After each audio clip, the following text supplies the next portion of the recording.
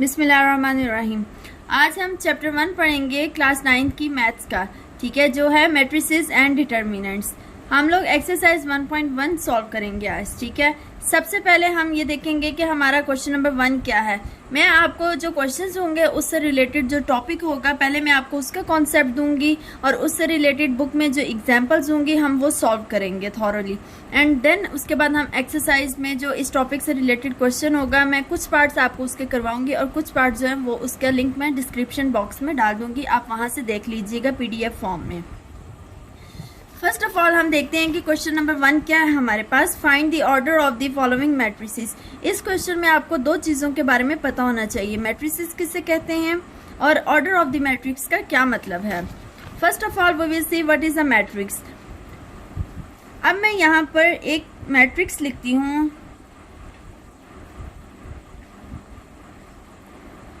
To 3 0 -1। अब देखें, according to the definition a rectangular array और a formation of a collection of real numbers. What is rectangular array? Collection of real numbers enclosed by brackets. आपके पास array, rectangular array का मतलब ये होता है कि आपके पास एक मैट्रिक्स है जो रोज और कॉलम्स के फॉर्म में आपने एक चीज को लिखा हुआ है, उसे रेक्टेंगुलर एरे कहते हैं। अब ये रोज और कॉलम्स किससे मिलकर बनते हैं? ये रोज और कॉलम्स आपके पास रियल नंबर्स की कलेक्शन से मिलकर बनते हैं। और रियल नंबर्स हमारे पास क्या होते हैं? Union of rational and irrational numbers. Real set is equal to union of rational and irrational numbers, ठीक है। और हमेशा जब हम इन रियल नंबर्स को हम लोग स्क्वायर ब्रैकेट में इनक्लोज करते हैं तो ये हमारे पास बनता है matrix. So this is our matrix. और याद रहे कि हमेशा हम इसको कैपिटल लेटर से डिनोट करते हैं। आप अल्फाबेटिकली किसी भी कैपिटल लेटर से डिनोट कर सकते हैं, ठीक है। A to Z आप कोई भी लेटर ले सकते हैं, लेकिन हमेशा कैपिटल लेटर से ही उसको हम डिनोट करेंगे। लेट्स सपोज मैं यहाँ एक और मैट्रिक्स लिखती हूँ विच इज 3 4। यहाँ मैं लिखती हूँ X 7, ठीक है। ये हमारे पास क्या है? ये कुछ हमारे पास मैट्रिसेस हैं, ठीक है। एक पॉइंट और आपके ज़हन में होना चाहिए कि मैट्रिक्स के अंदर जो रियल नंबर्स होते हैं, ये नंबर्स जितने भी मैट्रिक्स के अंदर होते हैं, इनको हम एंट्रीज या एलिमेंट्स बोलते हैं। इन तमाम नंबर्स को हम क्या बोलते हैं? एंट्रीज या एलिमेंट्स, ठीक है। अब हम बात करते हैं rows and column of a matrix. Rows किसे कहते हैं और कॉलम किसे कहते हैं? Entries presented in horizontal way are called rows. जो आपके पास हॉरिजॉन्टल, मेरे पास ये जो लाइंस हैं ये हॉरिजॉन्टल हैं, इन्हें हम क्या बोलते हैं? ये रोज को लुक देंगे, ठीक है। लेट्स सपोज मैं यहाँ पर एक सेट लेती हूँ S। ये मैंने एक मैट्रिक्स लिया, दिस 1 2 3 4। ये मेरे पास क्या है? एक मैट्रिक्स है। अब ये देखें, हमारे पास एक ये रो है, दिस इज R1। रो है तो हम इसको R1 से डिनोट कर देते हैं। एक हमारे पास ये रो है, इसको हम R2 से रिप्रेजेंट कर देते हैं, ठीक है। So can we say that कि हमारे पास इस मैट्रिक्स में टोटल 2 रोज हैं, ठीक है। Similarly entries presented in vertical way are called columns.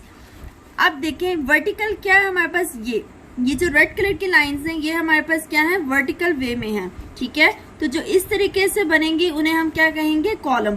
अगर मैं यही मैट्रिक्स दोबारा लेती हूँ, S इज इक्वल टू 1 2 3 4, ये मैट्रिक्स है मेरे पास, ठीक है। अब हम देखते हैं इसमें कॉलम्स क्या हैं। अब आप इसमें वर्टिकली देखेंगे 1 2, ये आपके पास क्या है? C1 कॉलम 1 और ये आपके पास क्या है? C2 कॉलम 2, ठीक है। दिस इज सो आपको पता चल गया कि रोज क्या होती हैं और कॉलम ऑफ अ मैट्रिक्स क्या होता है, ठीक है। ये हमारे पास क्या हो गया? रोज, ये हो गया कॉलम। इसमें देखें 1 2 2 रोज हैं, 1 2 2 ही कॉलम्स हैं, ठीक है। How many rows are here? This is only 1 row and how many columns are there? 1 and this is 2। So इस मैट्रिक्स की कितनी रोज हैं? 1 रो है और 2 कॉलम है। सिमिलरली इसकी एक ही रो है और एक ही कॉलम है, ठीक है। Order of a matrix, the number of rose and columns in a matrix specifies it's order. जब मैट्रिक्स हमें ये बताता है कि उसमें कितने नंबर ऑफ रोज और कितने कॉलम्स हैं, तो वो बेसिकली क्या कहलाता है, वो मैट्रिक्स का ऑर्डर कहलाता है।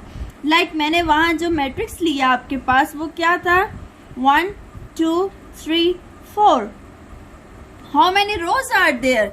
There are 2 rows. There are 2 rows.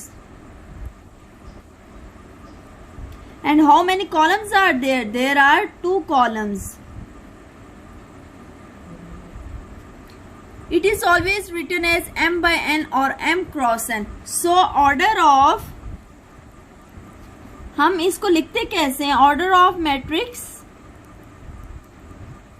S is 2 by 2, और आप इसको दूसरे तरीके से कैसे लिखेंगे, 2 cross 2। m represent here number of rose and n represent here number of columns.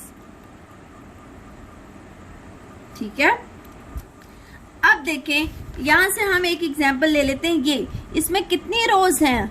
1 रो है। सो और कॉलम्स कितने हैं? 2। सो इसका ऑर्डर क्या बनेगा? 1 by 2। बट ये बात आपने हमेशा याद रखनी है कि हमेशा सबसे पहले रोज की बात की जाती है एंड देन कॉलम्स की बात की जाती है। ठीक है, सबसे पहले आपने रोज का लिखना है, देन कॉलम्स का लिखना है।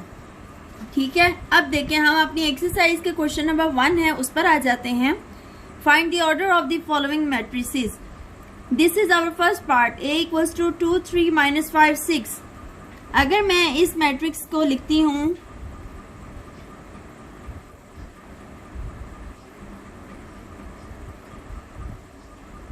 ये हमारे पास एक मैट्रिक्स है, इसका क्या ऑर्डर है? ऑर्डर ऑफ मैट्रिक्स ए क्या है? 2 rows एंड 2 columns, 2 क्रॉस 2। ठीक है, अब हम इसकी बात करते हैं इस मैट्रिक्स की। तो सी क्या है हमारे पास? 2 4। और ऑर्डर ऑफ मैट्रिक्स सी क्या होगा?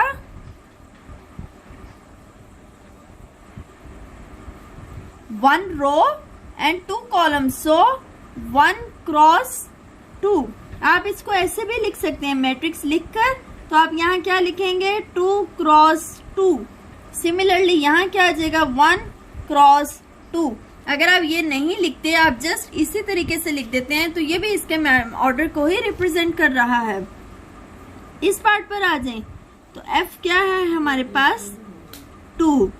अब इसका ऑर्डर क्या है? 1 रो है, एक ही रो है, और कॉलम क्या है? वो भी एक ही कॉलम है आपके पास, तो 1 क्रॉस 1। ठीक है, ये समझ आ गई आपको? नेक्स्ट एक और पार्ट हम इसका देख लेते हैं। डी आपके पास क्या है? 4 0 6। These are the elements of matrix D, elements और entries of the matrix D. So इसका ऑर्डर क्या होगा? 1 2 3। 3 rows multiply by how many columns? 1 column. There is only 1 column, so 3 cross 1.